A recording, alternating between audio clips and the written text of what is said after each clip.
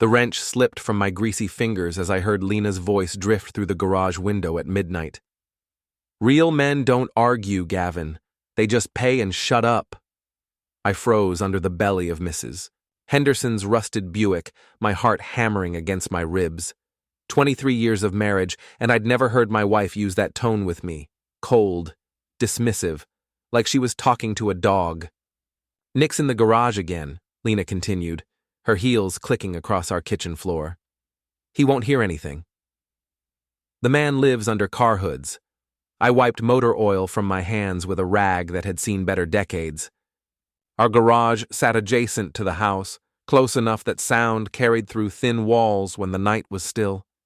Close enough that I could hear my world crumbling in real time.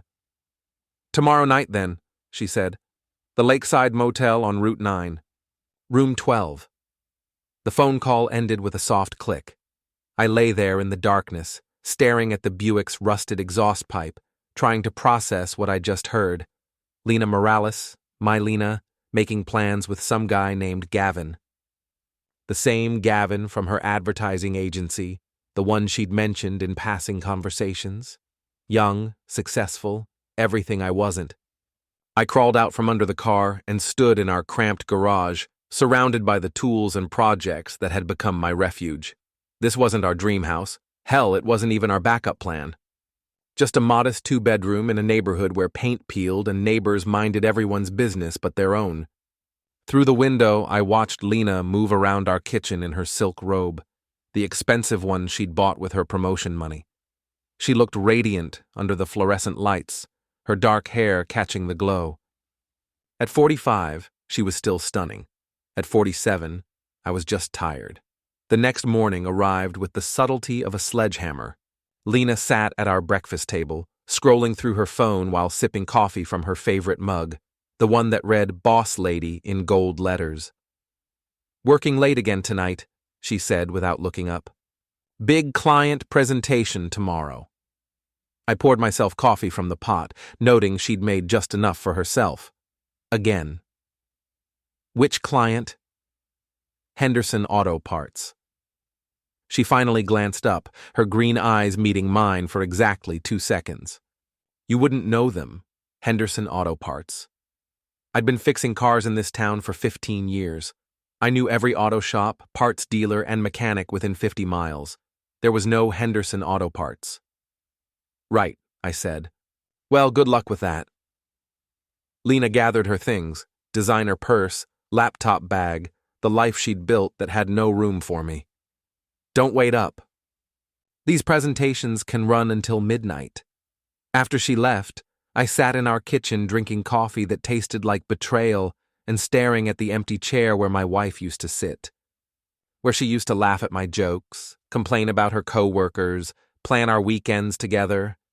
Now she just existed here, like a beautiful ghost haunting a life she'd outgrown. My phone buzzed. Text message from Robbie Martinez, my oldest friend and owner of the boxing gym, where I still worked out 3 times a week. "Coffee at Murphy's?" "You look like hell lately." Murphy's Diner sat on Main Street between the hardware store and the place that used to be a Blockbuster. Robbie was already there when I arrived, his weathered face creased with concern. At 52, he looked like what he was, a former boxer who'd taken too many hits but never learned to quit. "So," he said after I'd ordered coffee and eggs I wouldn't eat, "what's eating you?" I told him everything. The phone call, the lies, the growing distance between Lena and me that had stretched into a canyon over the past year. Robbie listened without judgment, occasionally nodding or making small sounds of understanding. "You gonna confront her?" he asked when I finished. "I don't know. Maybe I should follow her first. Make sure I'm not losing my mind." Robbie stirred sugar into his coffee, thinking. "Nick, in all the years I've known you, you've never been the paranoid type. If your gut's telling you something's wrong, it probably is." That evening, I sat in my pickup truck outside the Lakeside Motel, watching Room 12. The motel was exactly what you'd expect. A relic from the 60s with peeling paint and a neon sign that flickered between vacancy and va-ancy. the kind of place where people went when they didn't want to be seen. At 8:30, a silver BMW pulled into the parking lot. My stomach dropped as I recognized the license plate, Lenam. My wife stepped out, looking around nervously before walking quickly to room 12. She knocked twice, paused, then knocked 3 more times, some kind of signal. The door opened, and Gavin Bell emerged.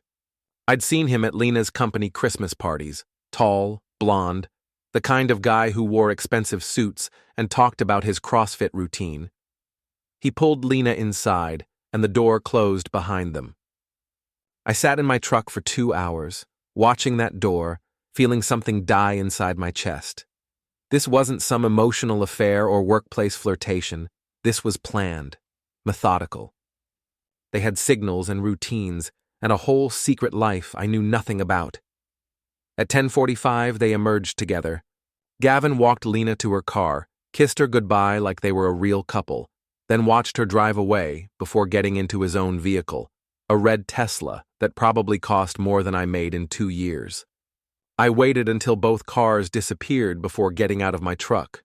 My wedding ring felt heavy on my finger as I walked across the parking lot to where Gavin's Tesla had been parked. Without really thinking about it, I slipped the ring off and placed it carefully on the hood of the car next to his. Then I took my house key and carved 4 letters into the pristine red paint. PAYB. I was working on the final letter when headlights swept across the parking lot. Gavin was back, probably forgotten something. I finished the K and walked quickly back to my truck, my heart pounding like I was 16 again and had just toilet papered the principal's house. As I drove home, I caught a glimpse of Gavin in my rearview mirror, standing next to his Tesla, holding my wedding ring up to the light. Lena came home at 11:30, humming softly to herself. I pretended to be asleep as she showered and slipped into bed beside me, smelling like expensive soap and betrayal. The next morning, she was unusually cheerful. "How was your evening?" she asked, buttering toast with more enthusiasm than the task required. "Quiet," I said. "Watched some TV, worked on the Henderson car." She paused, butter knife halfway to the toast. "Henderson car?" "Mrs. Henderson's Buick, the one I've been fixing for 2 weeks. You know, actual Henderson auto work, not the fake presentation kind." Lena's face went through several expressions before settling on annoyance. "I don't know what you're implying, Nick, but I don't like your tone." "I'm not implying anything, just making conversation with my wife. Is that still allowed?" She slammed the butter knife down hard enough to make the toast jump. "What is your problem lately?" "You've been acting weird for weeks." "Maybe I'm just tired of being treated like furniture in my own house." "Oh, please, don't be so dramatic."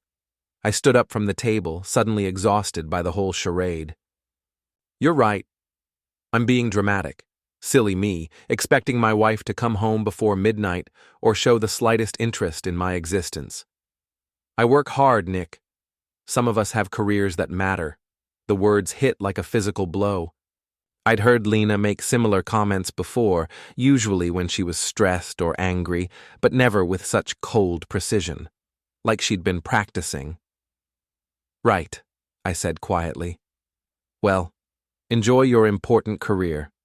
I'll be in the garage, doing work that doesn't matter." I spent the morning under Mrs. Henderson's Buick, trying to lose myself in the familiar rhythm of mechanical work. But my mind kept drifting to Lena's words, to the casual cruelty in her voice when she dismissed my entire professional life. Around noon, my phone rang. Unknown number.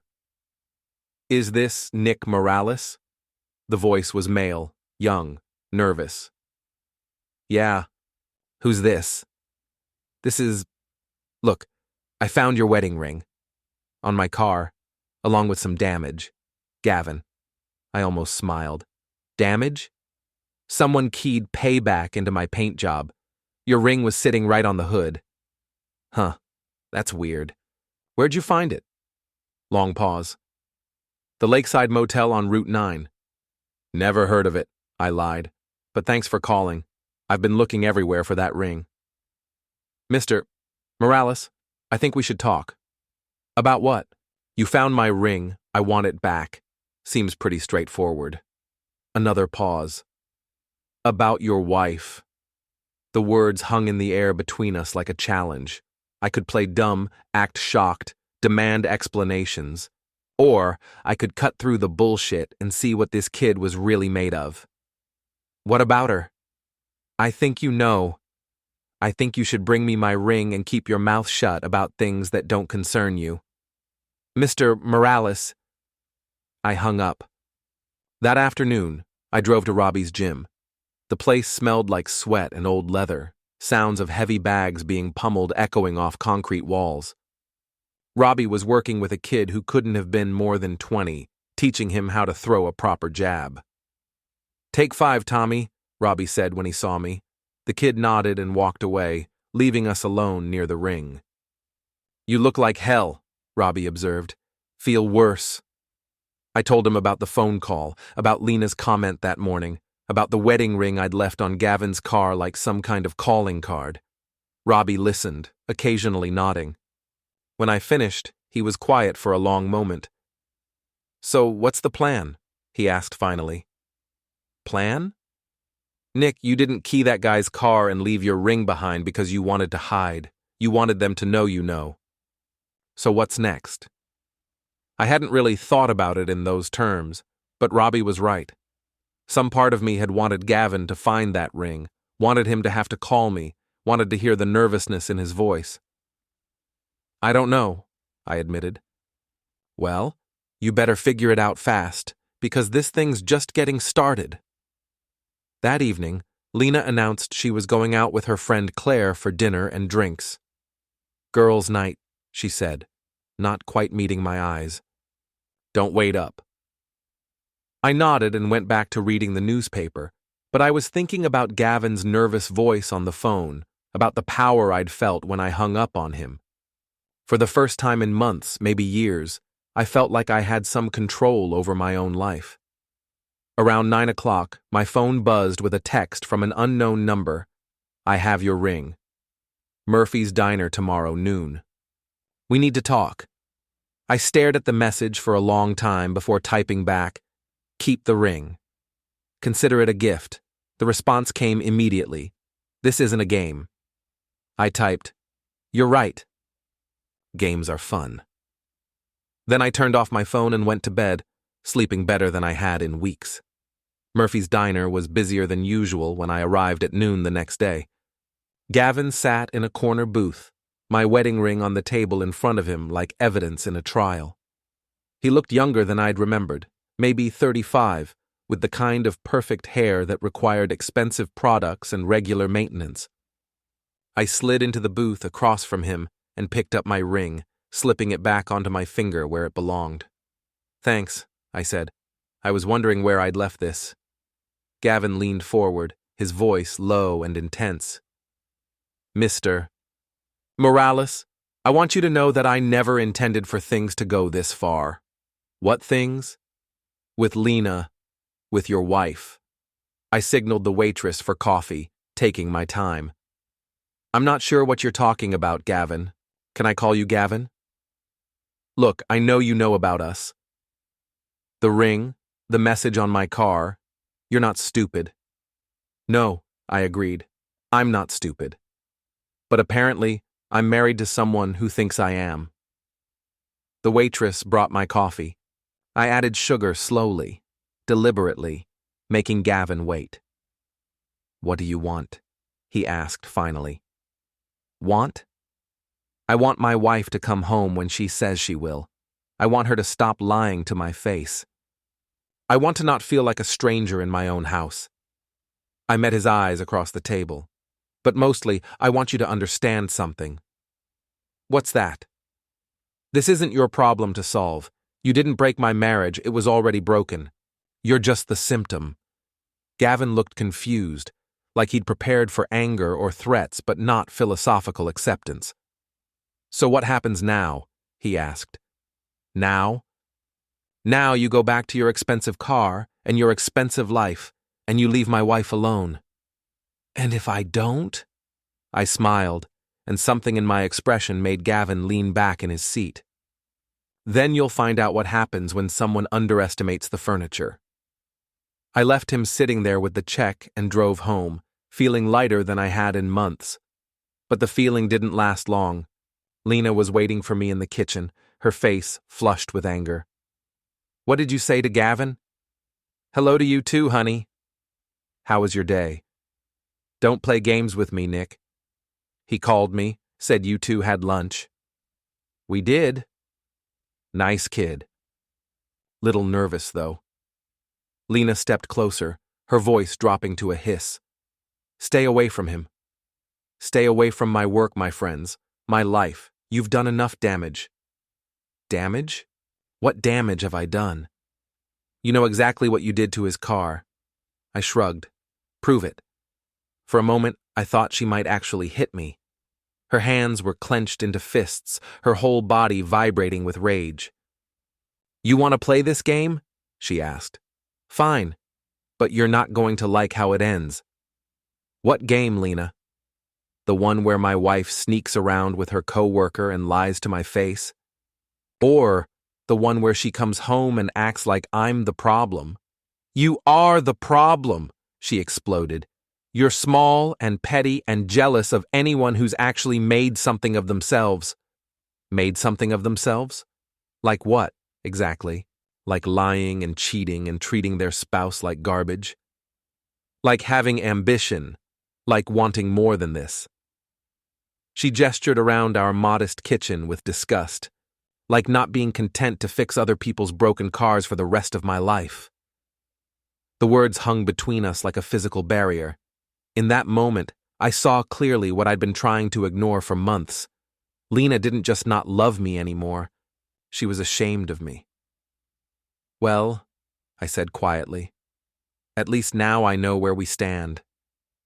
Something in my tone must have gotten through to her because her anger seemed to deflate slightly. "Nick, I didn't mean—" "Yes, you did. And that's okay. It's good to finally hear the truth." I walked past her toward the garage, but stopped at the door.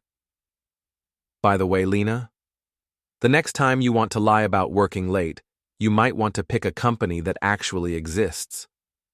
There is no Henderson Auto Parts." Her face went white, but I was already walking away. That night, I sat in my garage with a beer and my laptop doing something I'd never done before, researching my wife. Social media profiles, professional networking sites, company directories. It was amazing what you could learn about someone when you actually tried. Lena had been promoted 6 months ago to senior account manager. Her salary had increased by 30%. She'd been traveling more, working longer hours, attending industry conferences in cities I'd never heard of. And in every photo from every conference and company event, Gavin Bell was right there beside her. I found their company's internal directory and started clicking through profiles. Gavin was listed as junior account executive, which meant Lena was actually his boss. Interesting dynamic. My phone rang. Robbie. "How'd it go with Pretty Boy?" "Better than expected. I think I scared him." "Good. What about Lena?" She made her position pretty clear. Apparently, I'm small and petty, and she's ashamed of our life together. Ouch. Yeah, but you know what? It felt good to finally hear her say it out loud. No more pretending, no more wondering if I'm imagining things. So what's next? I stared at my laptop screen, at the photos of my wife smiling beside her young lover at company parties and business dinners, looking happier than she'd looked at home in years. "I'm going to give her exactly what she wants," I said, which is a divorce, but on my terms, not hers. The next few days passed in strange calm. Lena and I moved around each other like polite strangers, making coffee and small talk while avoiding any real conversation. She worked late every night, and I didn't ask where she was going. The pretense was over. On Thursday morning, she left for what she said was a 3-day business trip to Chicago. I watched her pack her expensive suitcase with expensive clothes and wondered how long she'd been planning this particular lie. After she left, I called in sick to the garage and drove to her office building downtown. Lena worked for Hartman and Associates, a mid-sized advertising firm that occupied 3 floors of a glass tower that screamed success and ambition. Everything our little house wasn't. I parked across the street and waited. At 11:30, Gavin Bell emerged from the building and got into his newly repaired Tesla. I followed him at a distance, curious to see where he went when he wasn't sneaking around with my wife. He drove to an upscale coffee shop in the Arts District, the kind of place that charged $8 for drinks with names I couldn't pronounce. Through the window, I watched him sit down across from a woman I recognized, Claire Morrison, Lena's best friend and frequent alibi. I'd met Claire dozens of times at parties and dinners over the years. She was divorced, bitter about it, and had always seemed to view marriage with the kind of cynicism that comes from personal disappointment. She and Lena had grown closer since Lena's promotion, bonding over their shared success and independence. Watching them through the coffee shop window, I noticed something that made my stomach turn. They weren't talking like casual acquaintances or even friends. They were talking like conspirators, heads close together, Claire occasionally reaching across to touch Gavin's hand. I sat in my truck for an hour, watching them laugh and whisper and plan whatever they were planning. When they finally left, separately, 5 minutes apart, I had a sick feeling that Lena's affair was more complicated than I'd realized. That afternoon, I drove to Robbie's gym and found him training a group of teenagers in basic self-defense. "Give me 20 minutes, he called out when he saw me. "Then we'll talk." I worked out while I waited, hitting the heavy bag with more force than technique, trying to burn off the anger and confusion that had been building all day. When the kids left, Robbie joined me near the weights. "You look like you want to hit something," he observed. "I want to hit everyone." I told him about following Gavin, about seeing him with Claire, about the growing suspicion that I was missing a bigger picture. Robbie listened thoughtfully. "So you think the friend is involved?" "I think Claire has been feeding Lena advice about how to handle me, how to cover her tracks, maybe even how to set up the divorce to her advantage." "What makes you think that?" "Because 6 months ago, Claire went through a nasty divorce, lost half her assets, had to move to a smaller place, basically got cleaned out by her ex-husband's lawyer. She's been talking to Lena about protecting herself ever since." Robbie was quiet for a moment. "Nick, what if it's worse than that?" "What do you mean?" "What if Claire isn't just giving advice? What if she's the one calling the shots?" The idea hit me like a physical blow. Claire, manipulating both Lena and Gavin. Claire, who had access to Lena's schedule and knew all our personal business. Claire, who had been encouraging Lena to be more independent, more secretive, more distant from me. "I need to know for sure," I said. "How?" I thought about it for a moment. "I need to talk to someone who knows all 3 of them, someone who might have seen something I missed." That someone turned out to be Janet Pierce, the receptionist at Hartman and Associates. I'd met her at several company parties over the years, and she'd always struck me as the kind of person who noticed everything and forgot nothing. I found her at Murphy's Diner the next morning, having breakfast alone before work. "Nick," she said, looking genuinely pleased to see me. "How are you?" "Where's Lena?" "Business trip," I said, sliding into the booth across from her. "Chicago." Janet's expression flickered slightly. "Chicago?" I thought she was going to the Mills Lake conference with Gavin and Claire. Mills Lake, not Chicago. Another lie, but this one felt different, more elaborate. "Mills Lake?" I asked casually. "The annual industry retreat. 3 days of seminars and networking. Very exclusive." Janet paused, studying my face. "Nick, are you okay? You look like you've seen a ghost." "I'm fine. Just tired. Work's been busy. But I wasn't fine. Mills Lake was 2 hours north of here, a resort area popular with wealthy professionals and corporate types. If Lena, Gavin, and Claire were all there together, it wasn't for business. After Janet left for work, I sat in the diner parking lot and called the Mills Lake Resort. It took some creative lying, but I eventually confirmed that Hartman and Associates had no corporate booking for this week. However, Claire Morrison had reserved a luxury cabin for 3 guests, checking in yesterday. I drove home and packed a bag, my mind racing with possibilities. This wasn't just an affair anymore. This was something bigger, more organized, more deliberate, and I was going to find out exactly what. The drive to Mills Lake gave me time to think, to plan, to prepare myself for whatever I was about to discover. The resort sat on the shores of a pristine lake, surrounded by expensive cabins and even more expensive cars. I parked near the main lodge and walked to the registration desk. "I'm looking for the Morrison cabin," I told the desk clerk.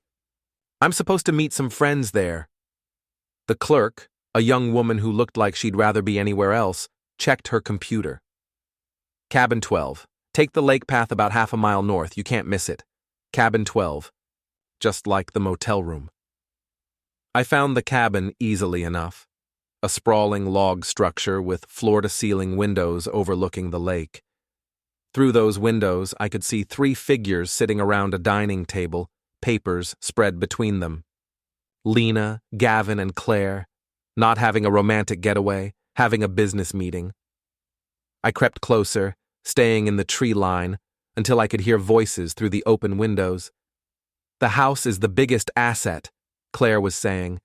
"If we can establish that Nick is unstable, maybe even dangerous, Lena can claim she needs it for her safety."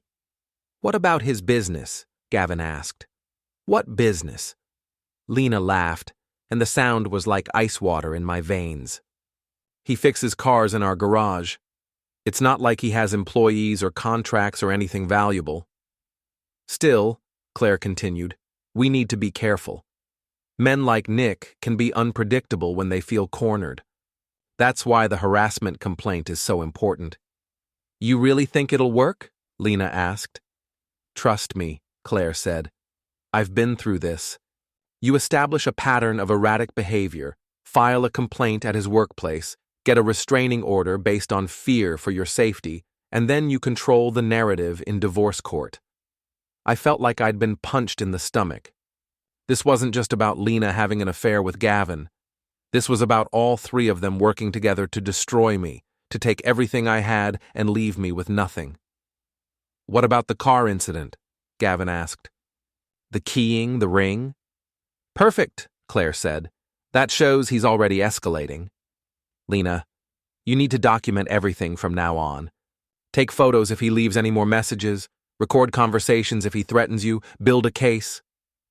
"He's never threatened me," Lena said quietly. "He will," Claire replied with absolute certainty.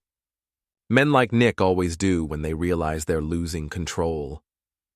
I backed away from the cabin, my heart pounding with rage and something else. A cold, calculating anger that I'd never felt before. They thought they knew me, thought they could predict my behavior, thought they could manipulate me like some kind of puppet. They were about to learn how wrong they were. I drove back to town in a state of crystalline clarity. The hurt and confusion of the past weeks had burned away, leaving something harder and more focused in their place. Lena, Gavin, and Claire had made a fundamental error. They'd underestimated the furniture. My first stop was the public library, where I spent 3 hours researching divorce law, property rights, and harassment statutes. Then I visited the county clerk's office, the bank, and finally, a lawyer named David Chen, who specialized in what he diplomatically called complex domestic situations. "Mr. Morales," Chen said after I'd explained the situation, "what you're describing sounds like conspiracy to commit fraud. If you can prove it, you have significant legal recourse. What kind of proof do I need?" "Documentation, recordings, evidence of their planning and coordination."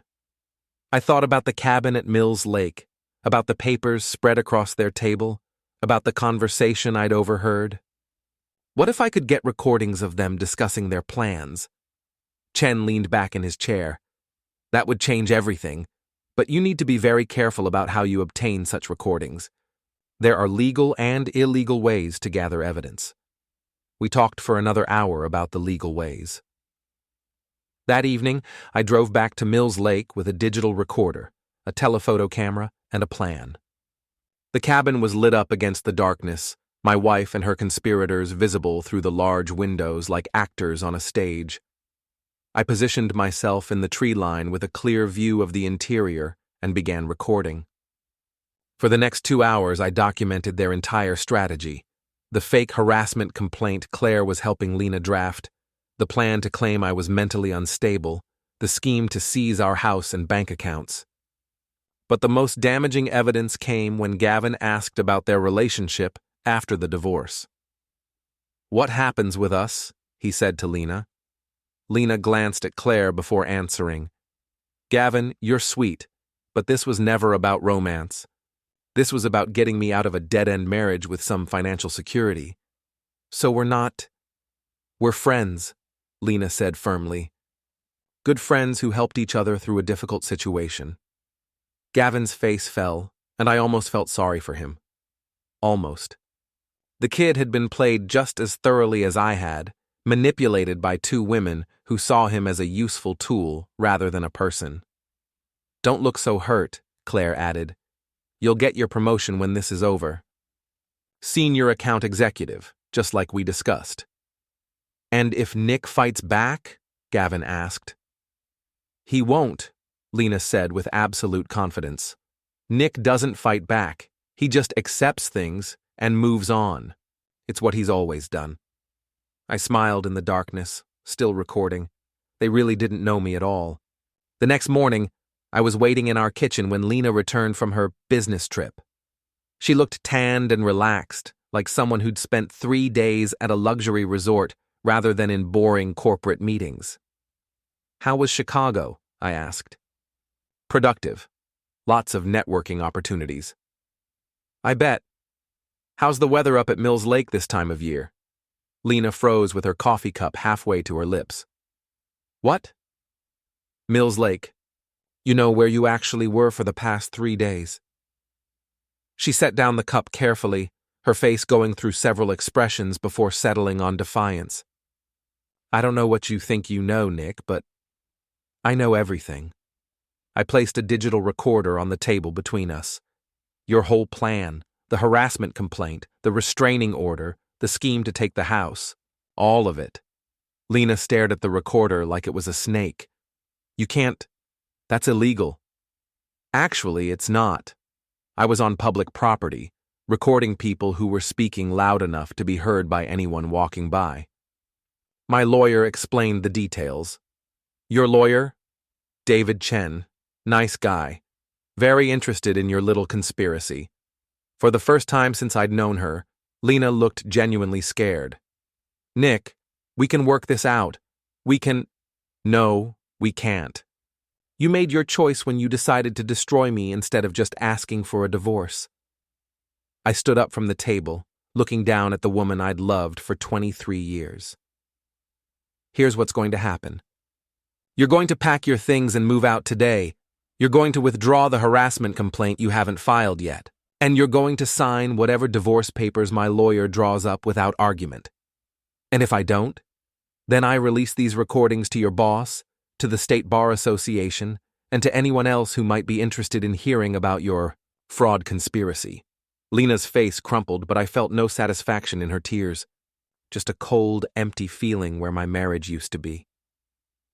"I never wanted to hurt you," she said quietly. "Yes, you did.